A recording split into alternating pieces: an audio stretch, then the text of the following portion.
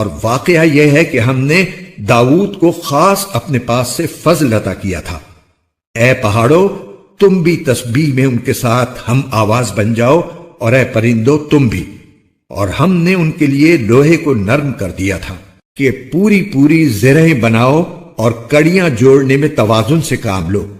اور تم سب لوگ نیک عمل کرو، تم جو عمل بھی کرتے ہو میں اسے دیکھ رہا ہوں۔ اور سلیمان کے لیے ہم نے ہوا کو تابع بنا دیا تھا، اس کا صبح کا سفر بھی 1 مہینے کی مسافت کا ہوتا تھا، اور شام کا سفر بھی 1 مہینے کی مسافت کا۔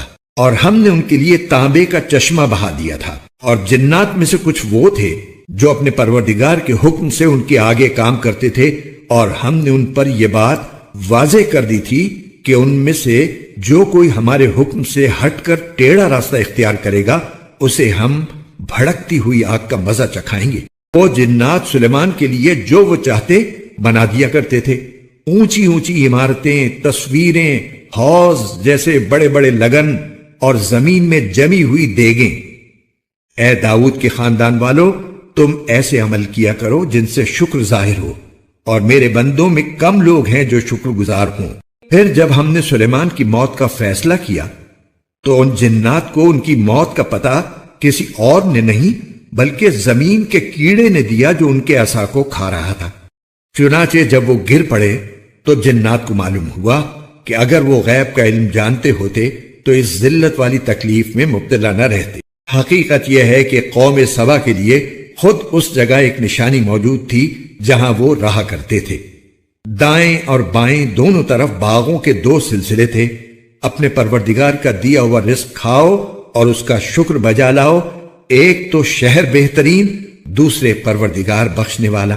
پھر بھی انہوں نے ہدایت سے منہ موڑ لیا، اس لیے ہم نے ان پر بند والا سیلاب چھوڑ دیا، اور ان کے دونوں طرف کے باغوں کو ایسے 2 باغوں میں تبدیل کر دیا جو بد مزہ پھلوں، جھاؤ کے درختوں اور تھوڑی سی بیریوں پر مشتمل تھے۔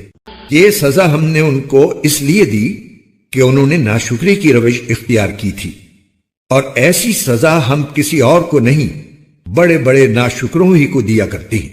اور ہم نے ان کے اور ان بستیوں کے درمیان جن پر ہم نے برکتیں نازل کی ہیں ایسی بستیاں بسا رکھی تھیں جو دور سے نظر آتی تھیں، اور ان میں سفر کو نپے تلے مرحلوں میں بانٹ دیا تھا، اور کہا تھا کہ ان بستیوں کے درمیان راتیں ہوں یا دن امن و امان کے ساتھ سفر کرو۔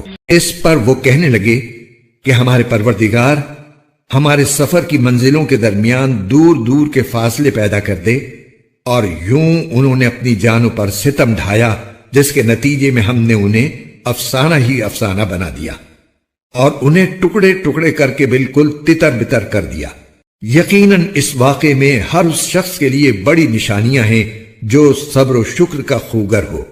اور واقعی ان لوگوں کے بارے میں ابلیس نے اپنا خیال درست پایا، چنانچہ یہ اسی کے پیچھے چل پڑے، سوائے اس گروہ کے جو مومن تھا، اور ابلیس کو ان پر کوئی تسلط نہیں تھا۔ البتہ ہم نے اس کو بہکانے کی صلاحیت اس لیے دی تھی کہ ہم یہ دیکھنا چاہتے تھے کہ کون ہے جو آخرت پر ایمان لاتا ہے اور کون ہے جو اس کے بارے میں شک میں پڑا ہوا ہے، اور تمہارا پروردگار ہر چیز پر نگراں ہے۔ آیت نمبر 10 تفسیر۔ حضرت داؤد خود بھی بہت خوش آواز تھے، اور اللہ تعالیٰ نے پہاڑوں اور پرندوں کو بھی ان کے لیے مسخر کر دی تھا کہ جب وہ ذکر اور تسبیح میں مشغول ہوں تو پہاڑ اور پرندے بھی ان کے ساتھ تسبیح اور ذکر کرنے لگتے تھے، اور ماحول میں ایک پر کیف سما بندھ جاتا تھا۔ پہاڑوں اور پرندوں کو ذکر و تسبیح کی صلاحیت عطا ہونا حضرت داؤد کا خاص معجزہ تھا۔ آیت نمبر 11 یہ حضرت داؤد کے ایک اور معجزے کا بیان ہے۔ اللہ تعالیٰ نے ان کو لوہے کی وہ زرہیں بنانے کی خصوصی مہارت عطا فرمائی تھی جو اس زمانے میں جنگ کے موقع پر دشمن کے وار سے بچاؤ کے لیے پہنی جاتی تھی۔ اس صنعت کے لیے اللہ تعالیٰ نے حضرت داؤد کو یہ خصوصیت عطا فرما دی تھی کہ لوہا ان کے ہاتھ میں پہنچ کر نرم ہو جاتا تھا، اور وہ اسے جس طرح چاہتے موڑ لیتے تھے۔ اللہ تعالیٰ نے اس آیت میں اس بات کا بھی خاص ذکر فرمایا ہے کہ حضرت داؤد کو ہدایت دی گئی تھی کہ وہ زرہ اور کڑیوں میں توازن قائم رکھیں۔ اس میں یہ تعلیم دی گئی ہے کہ اللہ تعالیٰ کو ہر کام اور ہر صنعت میں سلیقے اور توازن کا خیال رکھنا پسند ہے۔ آیت نمبر 12 تفسیر۔ یہ وہ معجزہ ہے جو حضرت سلیمان کو عطا ہوا تھا۔ اللہ تعالیٰ نے ہوا کو ان کا تابع فرمان بنا دی تھا۔ وہ ہوا کی تیز رفتاری کو استعمال فرما کر دور دراز کا سفر مختصر وقت میں طے کر لیتے تھے۔ قرآن کریم نے اس معجزے کی تفصیل بیان نہیں فرمائی، لیکن بعض روایات سے معلوم ہوتا ہے کہ ان کے تخت کو ہوا پر اڑنے کی صلاحیت دے دی گئی تھی۔ چنانچہ جو سفر عام حالات میں 1 مہینے میں طے ہوا کرتا تھا وہ اس طرح صرف صبح یا صرف شام میں طے ہو جایا کرتا تھا۔ یہ ایک اور نعمت کا ذکر ہے جو حضرت سلیمان کو عطا ہوئی تھی کہ تانبے کا ایک چشمہ ان کی دسترس میں تھا، اور اس میں اللہ تعالیٰ نے تانبے کو سیال بنا دی تھا، جس کی وجہ سے تانبے کی مصنوعات آسانی سے بن جاتی تھیں۔ وہ شریر جنات جو کسی کے قابو میں نہیں آتے تھے، اللہ تعالیٰ نے ان کو حضرت سلیمان کے تابع بنا دی تھا، چنانچہ وہ ان کی مختلف خدمات انجام دیتے تھے، جن میں سے کچھ کا ذکر آگے آ رہا ہے۔ یہاں یہ واضح رہے کہ حضرت سلیمان کے لیے تو جنات کو اللہ تعالیٰ نے خود تابع بنا دی تھا، لیکن آج کل جو لوگ عملیات کے ذریعے جنات کو تابع بنانے کا دعویٰ کرتے ہیں، اگر وہ صحیح ہو اور اس کے لیے کوئی ناجائز طریقہ بھی اختیار نہ کرنا پڑے تو وہ صرف اس صورت میں جائز ہے جب اس کا مقصد شریر جنات کی تکلیف سے بچنا ہو، ورنہ کسی آزاد بے ضرر جن کو غلام بنانا جائز نہیں ہے۔ آیت نمبر 13 تفسیر۔ ظاہر یہ ہے کہ تصویریں بے جان چیزوں کی ہوتی تھیں، جیسے درختوں اور عمارتوں وغیرہ کی، اس لیے کہ تورات سے معلوم ہوتا ہے کہ جانداروں کی تصویریں بنانا حضرت سلیمان کی شریعت میں بھی ناجائز تھا۔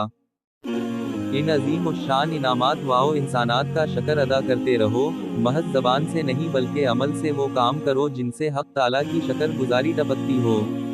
بات یہ ہے کہ احسان تو خدا کم و بیش سب پر کرتا ہے، لیکن پورے شکر گزار بندے بہت تھوڑے ہیں۔ جب تھوڑے ہیں تو قدر زیادہ ہوگی، لہٰذا کامل شکر گزار بن کر اپنی قدر و منزلت بڑھاؤ۔ یہ خطاب داؤد کے کنبے اور گھرانے کو ہے، کیونکہ علاوہ مستقل احسانات کے داؤد پر احسان من وجہ سب پر احسان۔ کہتے ہیں کہ داؤد نے تمام گھر والوں پر اوقات تقسیم کر دیے تھے۔ دن رات کے 24 گھنٹوں میں کوئی وقت ایسا نہ تھا جب ان کے گھر میں کوئی نہ کوئی شخص عبادت الہی میں مشغول نہ رہتا ہو۔ آیت نمبر 14 تفسیر۔ حضرت سلیمان نے بیت المقدس کی تعمیر پر جنات کو مقرر کیا ہوا تھا۔ یہ جنات طبعی طور پر سرکش تھے اور صرف حضرت سلیمان کی نگرانی میں کام کرتے تھے، اور اندیشہ تھا کہ حضرت سلیمان کی وفات کے بعد وہ کام کرنا چھوڑ دیں گے، اس لیے جب ان کی وفات کا وقت قریب آیا تو انہوں نے یہ تدبیر اختیار کی کہ جنات کی نگاہوں کے سامنے ایک عصا کے سہارے اپنی عبادت گاہ میں کھڑے ہو گئے، جو شفاف شیشے کی ہوئی تھی، تاکہ جنات انہیں دیکھتے رہیں۔ اسی حالت میں ان کی وفات ہو گئی، لیکن اللہ تعالیٰ نے ان کے جسم کو عصا کے سہارے کھڑا رکھا، اور جنات یہ سمجھتے رہے کہ وہ زندہ ہیں، یہاں تک کہ انہوں نے تعمیر کا کام مکمل کر لی۔ پھر اللہ تعالیٰ نے اس عصا پر دیمک مسلط فرما دی، جس نے عصا کو کھانا شروع کیا، عصا کمزور پڑ گئی، اور حضرت سلیمان کا جسم گر پڑا۔ اس وقت جنات کو احساس ہوا کہ وہ اپنے آپ کو جو عالم الغیب سمجھتے تھے وہ کتنی غلط بات تھی۔ اگر انہیں غیب کا پتہ ہوتا تو وہ اتنے دن تک غلط فہمی میں مبتلا رہ کر تعمیر کے کام کی تکلیف نہ اٹھاتے۔ آیت نمبر 15 تفسیر۔ قوم سبا یمن میں آباد تھی اور کسی زمانے میں وہ اپنے تہذیب و تمدن میں ممتاز حیثیت رکھتی تھی، جیسا کہ قرآن کریم نے بتایا ہے۔ ان کی زمینیں بڑی زرخیز تھیں، ان کی سڑکوں کے دونوں طرف پھلدار باغات کے سلسلے دور تک چلے گئے تھے، خوشحالی بھی میسر تھی اور سیاسی استحکام بھی، لیکن رفتہ رفتہ یہ لوگ اپنی عیاشیوں میں ایسے مگن ہوئے کہ اللہ تعالیٰ اور اس کے احکام کو بھول بیٹھے اور شرک کو اپنا مذہب بنا لیا۔ اللہ تعالیٰ نے ان کے پاس کئی پیغمبر بھیجے۔ حافظ ابن کثیر کے بیان کے مطابق ان کے پاس یک کے بعد دیگرے 13 پیغمبر بھیجے گئے، جنہوں نے اس قوم کو ہر طرح سمجھانے اور راہ راست پر لانے کی کوشش کی، مگر یہ نہ مانے۔ آخرکار ان پر جو عذاب آیا وہ یہ تھا کہ معرب کے مقام پر ایک بند تھا جس کے پانی سے ان کی زمینیں سیراب ہوتی تھیں۔ اللہ تعالیٰ نے وہ بند توڑ دیا اور اس طرح پوری بستی کو سیلاب نے گھیر لیا اور سارے باغات تباہ ہو گئے۔ آیت نمبر 18 تفسیر۔ اس سے مراد شام اور فلسطین کے علاقے ہیں، کیونکہ اللہ تعالیٰ نے ان علاقوں کو ظاہری حسن اور شادابی سے بھی نوازا ہے اور انبیاء کرام کی سرزمین ہونے کا بھی شرف عطا فرمایا ہے۔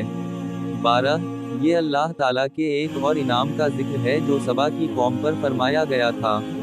یہ لوگ تجارتی مقاصد کے لیے یمن سے شام کا سفر کیا کرتے تھے۔